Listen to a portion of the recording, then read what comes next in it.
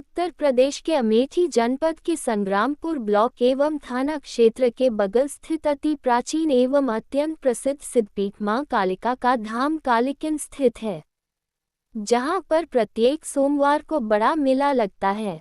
वहीं पर नवरात्र के 9 दिन बहुत दूर दूर से भक्त इस मंदिर में पहुंचकर मां का पूजन अर्चन करते हैं। सुबह 4 से ही भक्तों की भारी भीड़ यहां पर देखने को मिलती है, जो पूरे दिन भर चलती रहती है।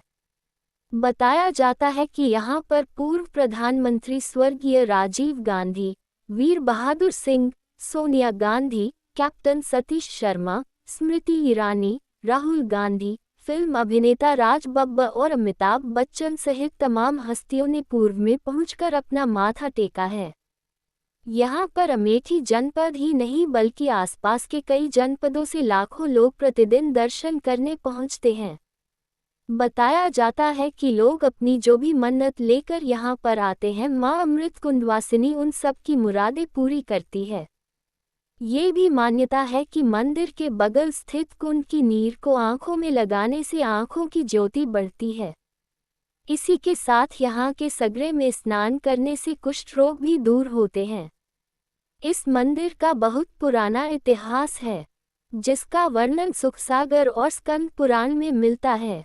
लोग बताते हैं कि यहाँ महर्षि च्यवन मुनि का आश्रम था, यहीं से च्यवनप्राश का आविष्कार भी हुआ है। इसी के साथ और क्या क्या खास है, इस सब पर मां कालिका के धाम कालिकिन के पीठाधीश्वर श्री महाराज ने प्रकाश डालते हुए आगे बताया है।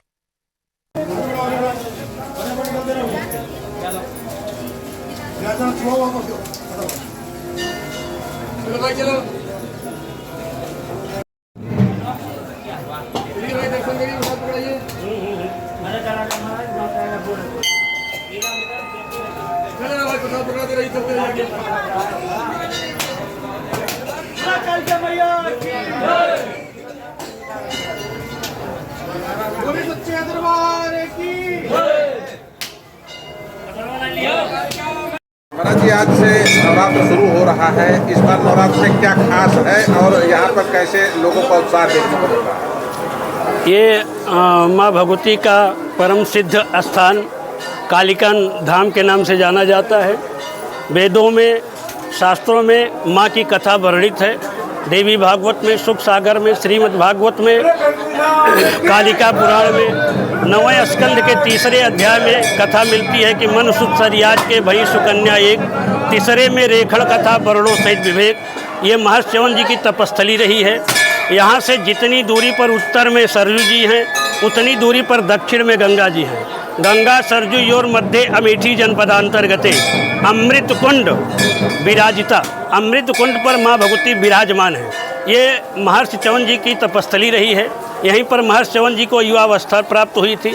यहीं पर महर्षि च्यवन जी ने अश्विनी कुमारों के यज्ञ में हिस्सा दिया था और यहीं पर महर्षि च्यवन जी की शादी भी सुकन्या के साथ हुई थी।